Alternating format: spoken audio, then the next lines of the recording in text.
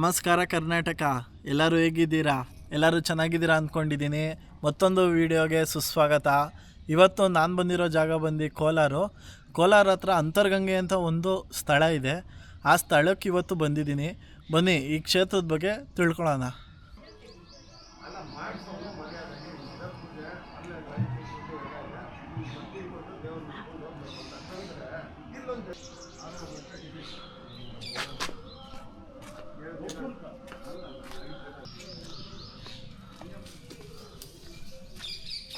ಅಂತರ್ಗಂಗೆ ಬೆಟ್ಟದಲ್ಲಿ 30 ಬಗೆಯ ಪಕ್ಷಿಗಳು ವಾಸವಿದೆ ಅಂತ ಹೇಳ್ತಾರೆ. ಅಂತರ್ಗಂಗೆ ಕ್ಷೇತ್ರ 2 ವಿಷಯಕ್ಕೆ ತುಂಬ ಪ್ರಸಿದ್ಧ. ಅದು ಯಾವ್ದ್ಯಾವುದು ಅಂದರೆ, ಅಂತರ್ಗಂಗೆ ಪ್ರಾಚೀನ ಕಾಲದಿಂದಲೂ ಶೈವ ಪಥದ ಪ್ರಮುಖ ಯಾತ್ರಾ ಸ್ಥಳ.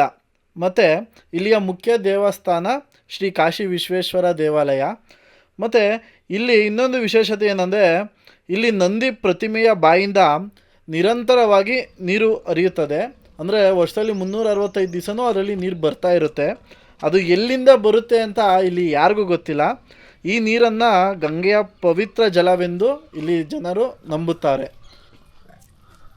ಈ ಬೆಟ್ಟದಲ್ಲಿ ನಮಗೆ ಟ್ರೆಕ್ಕಿಂಗ್ ಫೆಸಿಲಿಟಿ ಕೂಡ ಇದೆ.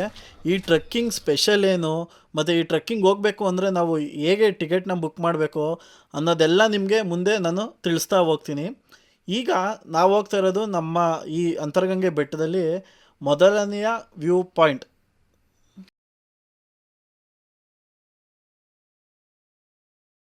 ಇದೇ ಅಂತರ್ಗಂಗೆ ಬೆಟ್ಟದಲ್ಲಿ ಮೊದಲನೆಯ ವ್ಯೂ ಪಾಯಿಂಟ್.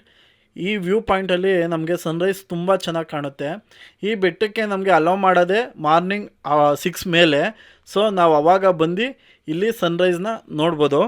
ಮತ್ತು ಈ ಜಾಗನ ಗಜೀಬೋ ಅಂತ ಕೂಡ ಕರೀತಾರೆ. ಗಜೀಬೋ ಅಂದರೆ ಔಟ್ಡೋರಲ್ಲಿ, ಸೊ ಒಂದು ವ್ಯೂ ಪಾಯಿಂಟ್ಗೆ ಈ ಥರ ಸ್ಟೇ ಮಾಡಿರ್ತಾರಲ್ಲ, ಇದನ್ನು ಗಜೀಬೋ ಅಂತ ಕರೀತಾರೆ. ವ್ಯೂ ಪಾಯಿಂಟಲ್ಲಿ ಸೂರ್ಯನ ನೋಡಿಕೊಂಡು ನಿಂತಿರ್ಬೇಕಾದ್ರೆ ನಮಗೆ ಒಬ್ಬರು ಅತಿಥಿ ಕಾಣಿಸಿದ್ರು. ಅದು ಯಾರು ಅಂತ ನೀವೇ ನೋಡಿ. ಹೌದು, ನವಿಲು ನಮಗೆ ಕಾಣಿಸ್ತು. ಕಾಡಲ್ಲಿ ಮರದ ಮೇಲೆ ಕೂತ್ಕೊಂಡಿರೋ ನವಿಲನ್ನ ನಾನು ಯಾವತ್ತೂ ನೋಡಿರಲಿಲ್ಲ. ಇದೇ ಫಸ್ಟ್ ಟೈಮ್ ನಾನಂತೂ ನೋಡಿದ್ದು. ರೋಡಲ್ಲಿ ಹಳ್ಳಿ ಕಡೆ ರೋಡಲ್ಲಿ ಮತ್ತು ಹೊಲದಲ್ಲಿ ಇರೋದನ್ನ ನೋಡಿದ್ವಿ, ಆದರೆ ಮರದ ಮೇಲೆ ಕೂತ್ಕೊಂಡು ಇರೋದನ್ನ ಇದೇ ಫಸ್ಟ್ ಟೈಮ್ ನಾನು ನೋಡಿದ್ದು. ಅದನ್ನು ನೋಡಿಕೊಂಡು ನಾವು ಮುಂದೆ ನಮ್ಮ ಜರ್ನಿನ ಸ್ಟಾರ್ಟ್ ಮಾಡಿದ್ವಿ. ಏನಕ್ಕೆ ಅಂದರೆ, ನಾವು ಟ್ರೆಕ್ಕಿಂಗ್ ಹೋಗಬೇಕಿತ್ತು. ಆಲ್ರೆಡಿ ಲೇಟಾಗಿತ್ತು. ನಮ್ಮದು ಟ್ರೆಕ್ಕಿಂಗ್ ಶೆಡ್ಯೂಲ್ ಇದ್ದಿದ್ದು 6 to 11, ಆದರೆ ನಾವು ಬೆಟ್ಟಕ್ಕೆ ರೀಚ್ ಆಗೋ ಅಷ್ಟರಲ್ಲಿ ಆಗಲೇ 7:30 ಆಗೋಗಿತ್ತು. ಸೊ ಬನ್ನಿ ಹೋಗೋಣ. ನಾವು ಅಂತರ್ಗಂಗೆ ಟ್ರೆಕ್ಕಿಂಗ್ ಬರೋಕ್ಕಿಂತ ಮುಂಚೆ ಆನ್ಲೈನಲ್ಲಿ ಟಿಕೆಟ್ನ ಬುಕ್ ಮಾಡ್ಕೊಂಡು ಬಂದ್ವಿ. 1 ಡೇ ಅಡ್ವಾನ್ಸ್ ಆಗಿ ಬುಕ್ ಮಾಡಬೇಕು. aranyavihara.com ಅಂತ ಫಾರೆಸ್ಟ್ ಡಿಪಾರ್ಟ್ಮೆಂಟ್ದು ವೆಬ್ಸೈಟ್ ಇದೆ. ಆ ವೆಬ್ಸೈಟಲ್ಲಿ ನಮ್ಮ ಡೀಟೇಲ್ಸ್ ಹಾಕಿ ನಾವು 1 ಡೇ ಬಿಫೋರೇ ಶೆಡ್ಯೂಲ್ನ ಬುಕ್ ಮಾಡ್ಕೋಬೇಕು. ಇದೇ ಟ್ರೆಕ್ಕಿಂಗ್ನ ಎಂಟ್ರಿ ಪಾಯಿಂಟ್. ಸ್ಟ್ರೈಟ್ ಹೋದರೆ ದೇವಸ್ಥಾನ. ಅದೇ ಇಲ್ಲಿ ಲೆಫ್ಟ್ ತೊಗೊಂಡ್ರೆ ನಮಗೆ ಟ್ರೆಕ್ಕಿಂಗ್ ಪಾಯಿಂಟು ಸ್ಟಾರ್ಟ್ ಆಗುತ್ತೆ.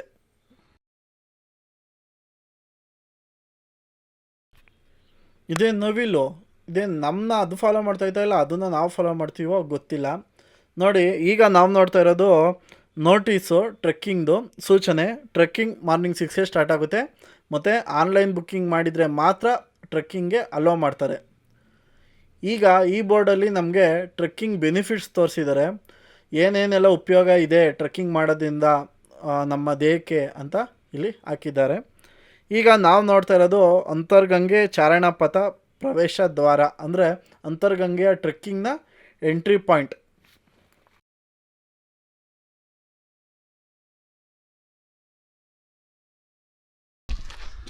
ಹಿಂಗೋಗ್ಬೇಕು. ಎಲ್ಲಿದ್ದಾರೆ? ನಾಲ್ಕಾಗಿ ಮತ್ತೆ ಒಂದು ತೋರಿಸ್ಕೊಡ್ತಂಗೆ ಹೋಗ್ಬೇಕು. ಇಲ್ಲಿಂದ ನಮ್ಮ ಟ್ರೆಕ್ಕಿಂಗು ಸ್ಟಾರ್ಟು. ಇಲ್ಲಿ ಆ್ಯರೋ ಮಾರ್ಕ್ ತೋರಿಸಿದ್ದಾರೆ. ಆ್ಯರೋ ಮಾರ್ಕ್ನ ಫಾಲೋ ಮಾಡ್ಕೊಂಡು ಹೋಗಬೇಕು. ಮತ್ತು ನಮ್ಮ ಗೈಡ್ ಕೂಡ ನಮ್ಮ ಜೊತೆ ಬರ್ತಾರೆ.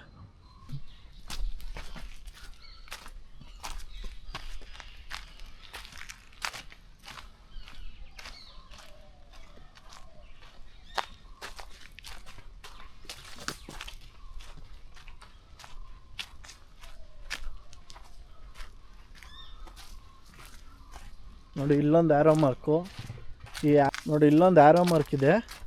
ಈ ಆ್ಯರೋ ಮಾರ್ಕ್ನ ಫಾಲೋ ಮಾಡ್ಕೊಂಡು ಹೋಗಬೇಕು.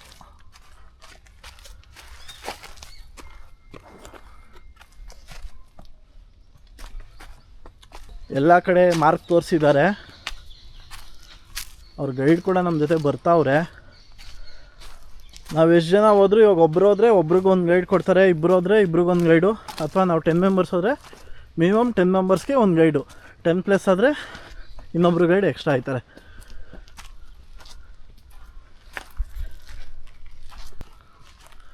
ಅಲ್ಲಿ ನಾವು ಕೆಳಗಡೆ ಗೈಡ್ ಹತ್ರ ಕೇಳಿರೋ ಪ್ರಕಾರ 1.5 to 2 ಕಿಲೋಮೀಟರ್ಸ್ ಇದೆ. ಈ ಟ್ರೆಕ್ದು ಏನು ಸ್ಪೆಷಾಲಿಟಿ ಅಂದರೆ, ನಾವು ಇಲ್ಲಿ ಮುಂದೆ ನಮಗೆ ವಾಲ್ಕನಿಕ್ ಕೇವ್ಸ್ ಸಿಗುತ್ತೆ. ಈ ಟ್ರೆಕ್ಕು ಕಂಪ್ಲೀಟ್ಲಿ ಕಾಡ್ದಾರಿಲೇ ನಾವು ನಡ್ಕೊಂಡು ಹೋಗೋದು. ಇಲ್ಲಿ ಎಲ್ಲ ಕಡೆನೂ ನಮಗೋಸ್ಕರ, ಅಂದರೆ ಟ್ರೆಕ್ ಮಾಡೋರಿಗೋಸ್ಕರ ಆ್ಯರೋ ಮಾರ್ಕ್ ಸಿಗ್ನಲ್ ತೋರಿಸಿದ್ದಾರೆ. ಆ ಆ್ಯರೋ ಮಾರ್ಕ್ ಸಿಗ್ನಲ್ನ ಫಾಲೋ ಮಾಡ್ಕೊಂಡು ಹೋದರೆ ನಮಗೆ ಟ್ರೆಕ್ಕಿಂಗ್ ಅಂದರೆ ಪೀಕ್ ಪಾಯಿಂಟ್ ಸಿಗುತ್ತೆ. ನಮ್ಮ ಜೊತೆ ಬಂದಿದ್ದ ಗೈಡ್ಗೆ ನಾವು ರಿಕ್ವೆಸ್ಟ್ ಮಾಡ್ಕೊಂಡು ಅವ್ರಿಗಿಂತ ಮುಂದೆ ನಾವೇ ಹೋಗ್ತಾಯಿದ್ದೀವಿ, ನಮ್ಮ ಹಿಂದೆ ಅವರು ಬರ್ತಾಯಿದ್ದಾರೆ. ನೋಡ್ಬೋದು ನೀವು ಎಷ್ಟು ಕಷ್ಟವಾಗಿದೆ ದಾರಿ ಅಂತ. ಒಂದು ದಾರಿ ಕೂಡ ಇಲ್ಲ ಕ್ಲೀನಾಗೆ ಹೋಗೋಕ್ಕೆ. ಆದ್ದರಿಂದ ಈ ಟ್ರಕ್ಕು ತುಂಬ ಚೆನ್ನಾಗಿದೆ ಮತ್ತು ಒಂಥರ ಸ್ಪೆಷಲ್ ಅಂತ ಕೂಡ ಹೇಳ್ಬೋದು. ಅಂತರ್ಗಂಗೆ ಬೆಟ್ಟದ ಟ್ರೆಕ್ಕಿಂಗಲ್ಲಿ ನಮಗೂ ಇನ್ನೊಂದು ವಿಶೇಷತೆ ಏನಂದರೆ, ಅಂತರ್ಗಂಗೆ ಬೆಟ್ಟಗಳು ಬಹಳ ಪ್ರಾಚೀನ ಕಾಲದ ಜ್ವಾಲಾಮುಖಿ ಶಿಲೆಗಳಿಂದ ನಿರ್ಮಿತವಾಗಿದೆ. ಅಂದರೆ ಲಕ್ಷಾಂತರ ವರ್ಷಗಳ ಹಿಂದೆ ಈ ಸ್ಥಳದಲ್ಲಿ ಉಂಟಾದ ಜ್ವಾಲಾಮುಖಿ ಚಟುವಟಿಕೆಯಿಂದ ಈ ಬೆಟ್ಟಗಳೆಲ್ಲ ಈ ಥರ ಆಗಿದೆ. ಮತ್ತು ನಂತರದ ಪ್ರಕೃತಿಯ ಕ್ಷಯ ಅಂದರೆ ಎರೋಷನ್ ಕಾರಣದಿಂದ ಇಲ್ಲಿ ಗುಹೆಗಳು ಅದಾಗದೇ ರೂಪುಗೊಂಡಿದೆ. ಇದು ಯಾವುದೇ ಮಾನವ ನಿರ್ಮಿತ ಗುಹೆಗಳಲ್ಲ.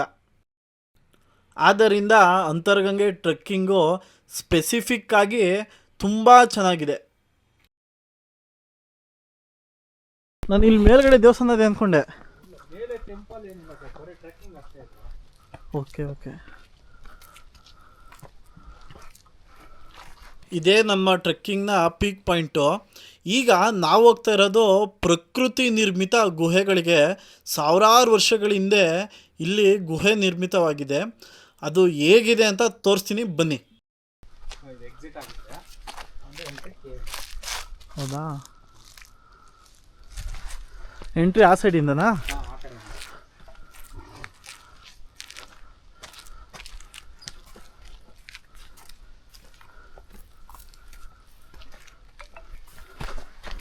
ಇವತ್ತು ಯಾರೂ ಇಲ್ವಾ? ಮತ್ತು ಅದು ವೆಬ್ಸೈಟಲ್ಲಿ ಆಲೇ 50 ಮೆಂಬರ್ಸಿನ ಆಗೋಗಿತ್ತು ನಾನು ಬುಕ್ ಮಾಡೋಷ್ಟರಲ್ಲಿ. ಇಲ್ಲ 150 ಇರುತ್ತಾ? ಅದರಲ್ಲಿ ನೀವು 2 ಮಾಡಿದ್ದೀರಿ ಅಷ್ಟೇ. ನಾನು 3. ಹಾಂ, ಒಬ್ಬರು ಬಂದು ಅದ್ರಾಗಲೇ.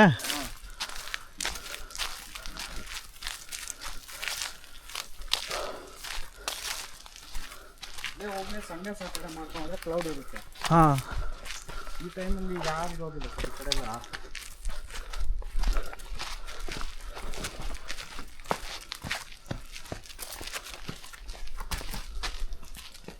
ಏನು ಎಂಟ್ರಿ ಮುಳ್ಳೋದಿದೆ ನೋಡಿ. ಇದೇ ಪ್ರಕೃತಿ ನಿರ್ಮಿತ ಗುಹೆಗಳ ಎಂಟ್ರಿ ಪಾಯಿಂಟು. ಬನ್ನಿ ಹೋಗೋಣ.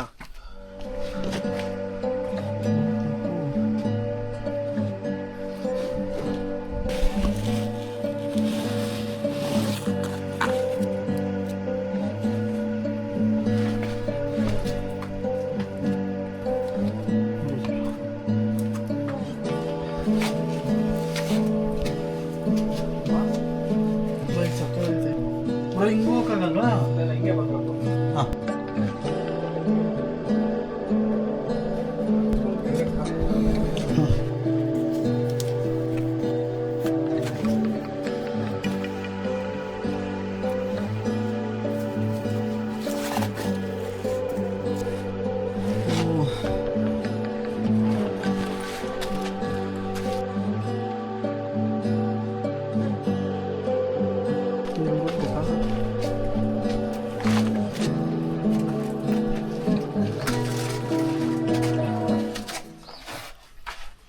ಯಾವುದೇ ಕಾರಣಕ್ಕೂ ಈ ಟ್ರೆಕ್ಕಿಂಗಲ್ಲಿ ವಿತೌಟ್ ಗೈಡ್ ಇಲ್ಲಿಗೆ ಬರಲೇಬಾರ್ದು.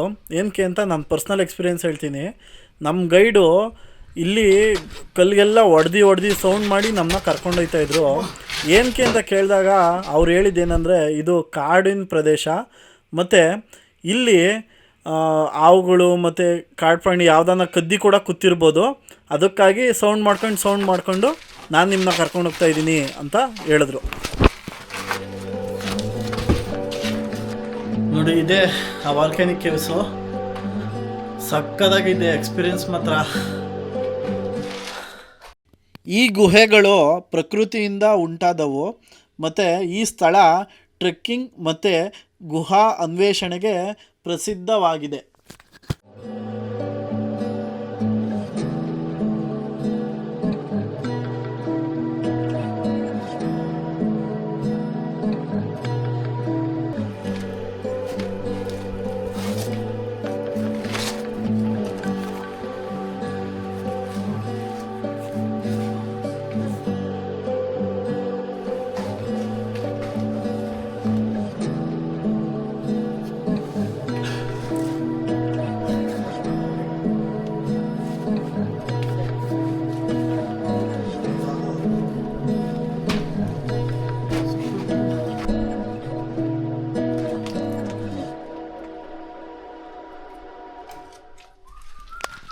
ಸ್ವಲ್ಪ ದಪ್ಪ ಇದ್ದರೂ ಕೂಡ ಈ ಟ್ರೆಕ್ಕಿಂಗ್ಗೆ ಬರೋಕ್ಕಾಗಲ್ಲ. ಏನಕ್ಕಂದರೆ ಇಲ್ಲಿ ನಾವು ಬೆಟ್ಟದ ಸಂದಿಲೆಲ್ಲ ನುಗ್ಗಿ ಹೋಗಬೇಕು. ಸೊ ಸ್ವಲ್ಪ ದಪ್ಪ ಇರೋರಿಗೆ ಈ ಟ್ರೆಕ್ಕಿಂಗ್ ಸ್ವಲ್ಪ ಕಷ್ಟ ಅಂತ ಕೂಡ ಹೇಳ್ಬೋದು. ನೀವೇನಾದರೂ ಈ ಟ್ರೆಕ್ಕಿಂಗ್ನ ಪ್ಲ್ಯಾನ್ ಮಾಡಿದ್ರೆ ಸೇಫ್ಟಿಗೆ ಟಾರ್ಚ್ ಲೈಟ್ಸ್ನ ಕ್ಯಾರಿ ಮಾಡೋದು ತುಂಬ ಒಳ್ಳೆಯದು. ಏನಕ್ಕಂದರೆ ಇಲ್ಲಿ ಒಳಗಡೆ ಎಲ್ಲ ತುಂಬ ಕತ್ಲೆ. ನಾವು ಮೊಬೈಲಲ್ಲೇ ಲೈಟ್ ಆನ್ ಮಾಡಿಕೊಂಡು ಬಂದ್ವಿ. ಗೈಡು ಯಾವಾಗಲೂ ನಮ್ಮ ಜೊತೆಲೇ ಇರ್ತಾರೆ. ಆದರೂ ಈ ಎಲ್ಲ ಕಡೆ ಆರೋ ಮಾರ್ಕ್ ಹಾಕಿ ನಮಗೆ ಸಿಗ್ನಲ್ ತೋರಿಸ್ತಾ ಇರೋದ್ರಿಂದ ತುಂಬ ಹೆಲ್ಪ್ ಆಗಿದೆ.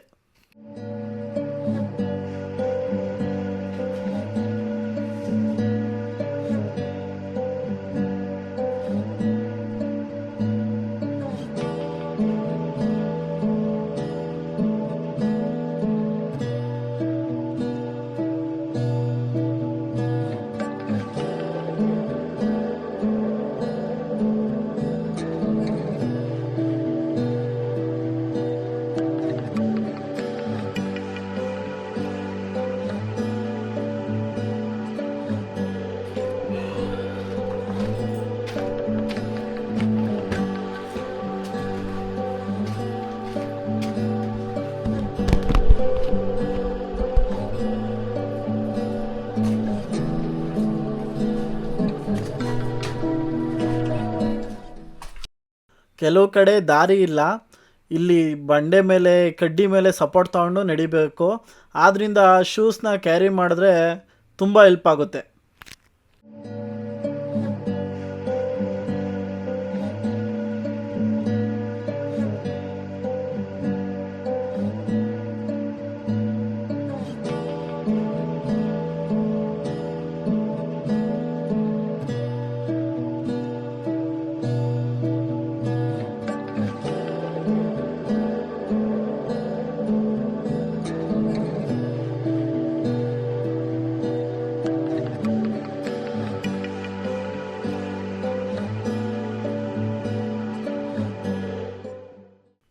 ಇಲ್ಲಿಗೆ ನಮ್ಮ ಗುಹೆಯ ಅನ್ವೇಷಣೆ ಮುಗಿಯುತ್ತೆ.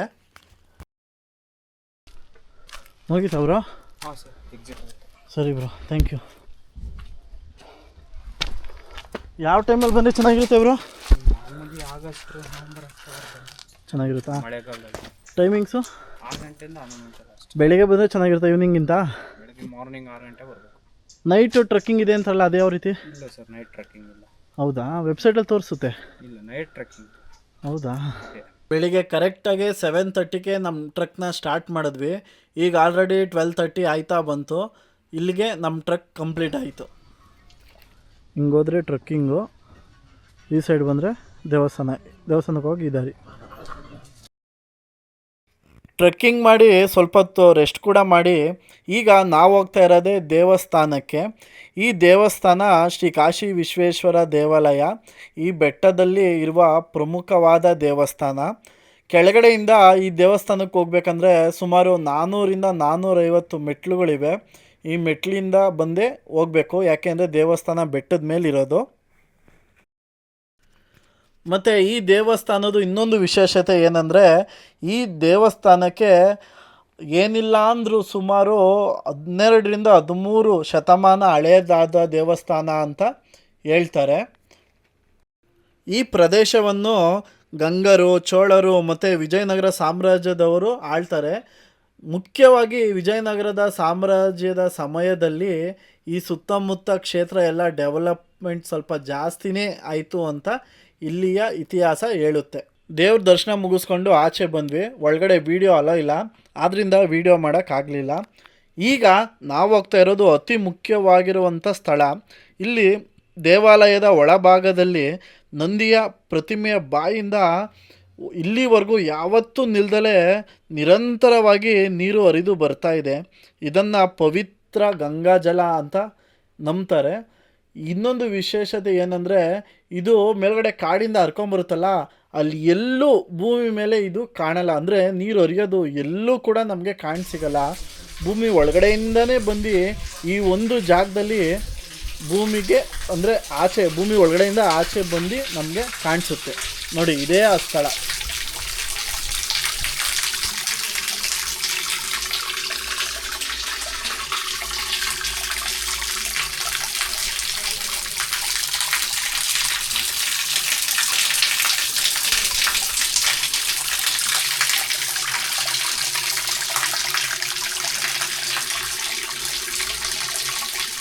ಇಲ್ಲಿ ಸ್ಥಳೀಯರ ಪ್ರಕಾರ ಮತ್ತು ಇತಿಹಾಸದ ಪ್ರಕಾರ ಕೂಡ ಇವತ್ತಿನ ತನಕ ಒಂದೇ ಒಂದು ದಿವಸ ಕೂಡ ಇಲ್ಲಿ ನೀರು ಬರ್ದಲೆ ಅಥವಾ ನಿಂತಿರೋ ಉದಾಹರಣೆನೇ ಇಲ್ಲ.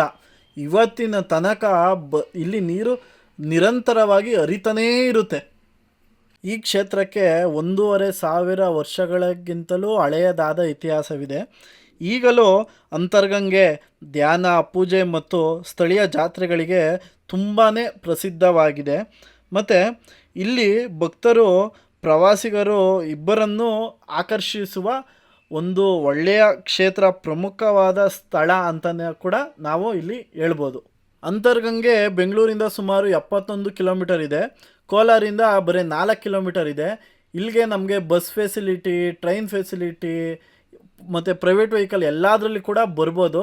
ಸೊ ನೀವು ಒಂದ್ಸಲಿ ಈ ಕ್ಷೇತ್ರಕ್ಕೆ ಬಂದು ಇಲ್ಲಿ ಟ್ರೆಕ್ ಮಾಡಿ ಮತ್ತು ಈ ಇತಿಹಾಸ ಪುರಾಣವಾದ ಸ್ಥಳವನ್ನು ಭೇಟಿ ನೀಡಿ ಅಂತ ಈ ವಿಡಿಯೋ ಮುಖಾಂತರ ನಾನು ಹೇಳ್ತಾ ಇದ್ದೀನಿ.